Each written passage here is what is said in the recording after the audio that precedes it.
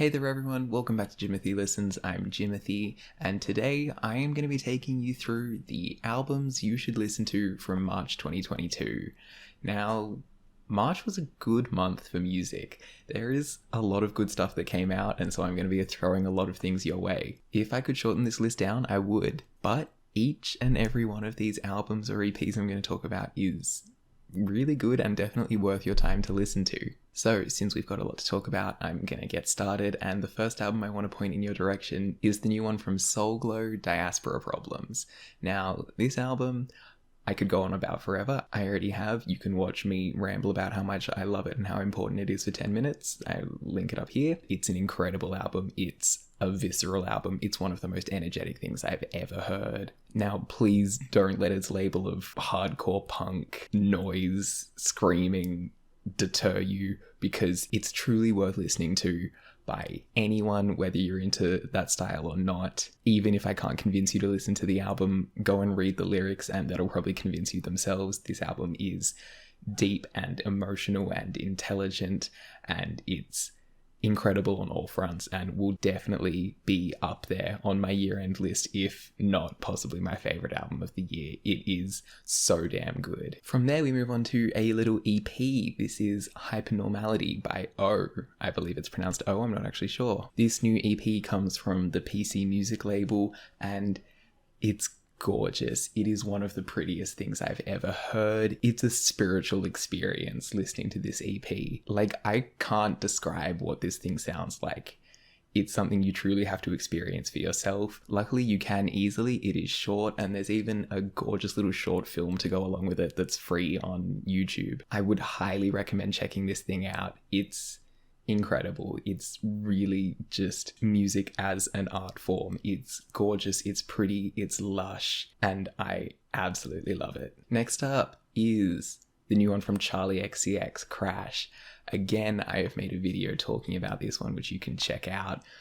But really, in my opinion, this album has single-handedly saved mainstream pop music. In a time when a lot of the big radio hits are coming from other genres, it feels like we've kind of lost just good old straight pop, and I love pop music. And so what Charli's done on this album is just brought new life to it. Obviously, she's riding the nostalgia wave that all pop releases coming out today are riding, but there's a lot of variance in it, different eras, different sounds, some new stuff as well. And what really makes this album a standout to me is that every single track stands on its own. Each and every track has single power, and the fact that it's just compiled 12 of those onto one album that still manages to have linearity to it and tell a story, it's really incredible. And not only that, it's fun.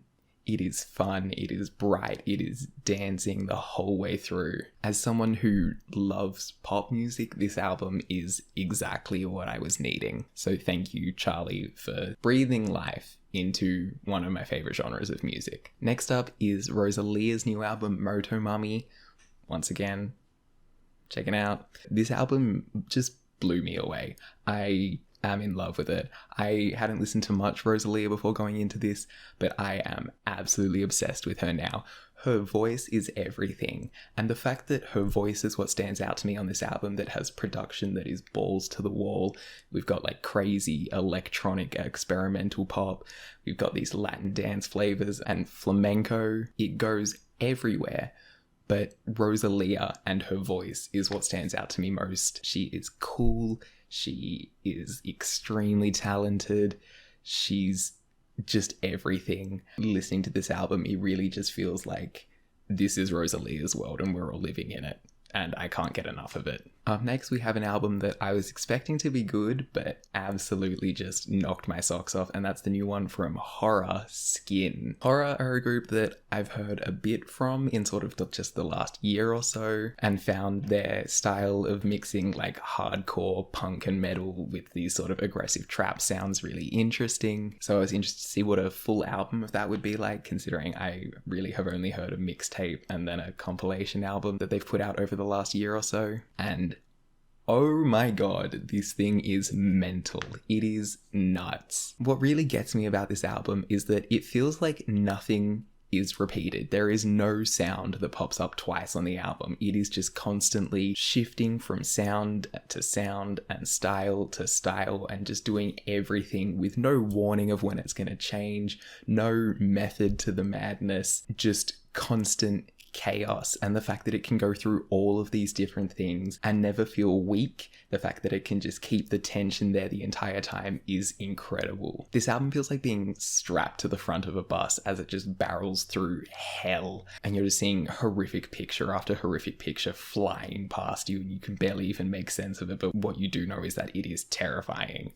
This album is madness, it's cool as hell, and I'm in love with it. From there, moving to the new Denzel Curry album, Melt My Eyes, See Your Future. Denzel put out one of my favourite rap albums of the last few years with his Unlocked mixtape, and so I was very excited to come into a new Denzel project, and yeah, it's great. Denzel has very quickly cemented himself as one of the most consistently amazing rappers around at the moment. The man cannot make bad music. He cannot spit a bad verse. And that was kind of my first impression of this album, is that there was nothing that really sort of blew me away too much, but every song I was just like, oh, man, yep, that's what this album is to me. It's 45 minutes of just sitting there going, yeah,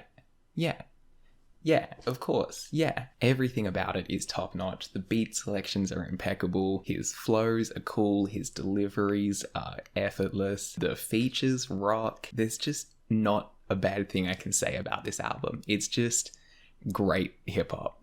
Next, I'm gonna go for the new Cherry Bullet mini album, Cherry Wish. I've already talked about this album a little bit in my ranking K-pop releases video, which you can check out, but I wanted to just give it an extra shout out here because I really love it and I think it is worth the time of anyone, whether you're into K-pop or not. It's just a gorgeous little pop EP. Cherry Bullet just understand how to make fun music, and it's something that I'm surprised more people aren't doing, because it's not an overly complicated formula.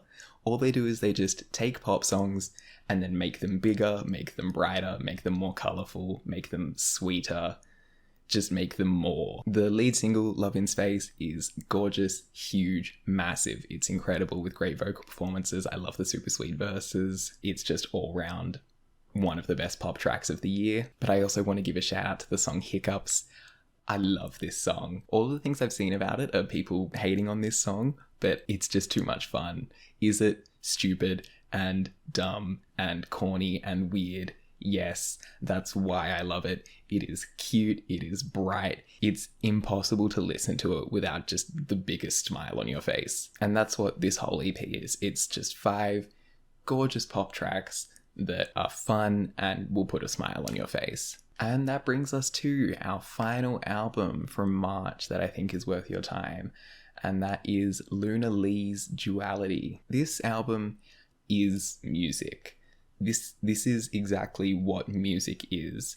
If aliens came to Earth and said, "What is music?" I would play them this album, because I think it is the best representation of music. It's gorgeous. It is stunning. Everything about it is beautiful. Every couple of minutes on this album, you're just hit with this new passage that suddenly is the most beautiful thing you've ever heard in your life. The instrumentation is gorgeous. The arrangements are immaculate. Luna's voice is incredible. Everything about this album is just sweet honey. If there is any album this year that I could just dive into and live in, it would be this. This is a world where even the bad days have a shine to them. Every day is warm and bright. The air smells nice. Birds are singing. It's just so pleasant. And I don't mean that in my usual derogatory way of being like, oh, this is pleasant. I mean, it's just... I don't have words to describe it. It's just gorgeous. Go and listen to it. You'll love it. And same with all of these albums. I would recommend all of them. I know it's a lot. Normally I like to keep my month-end lists to like 4 or 5 albums, but there was just so much good stuff this month that I wanted to shout them all out. But luckily that's it. We can breathe. Have you heard any of these albums? If you have, leave me a comment, let me know what you think of them. I would love to hear your thoughts. Otherwise, I'll see you next month. Subscribe for more music talking videos in the meantime. I've been Jimothy, and I'll catch you next time. See ya.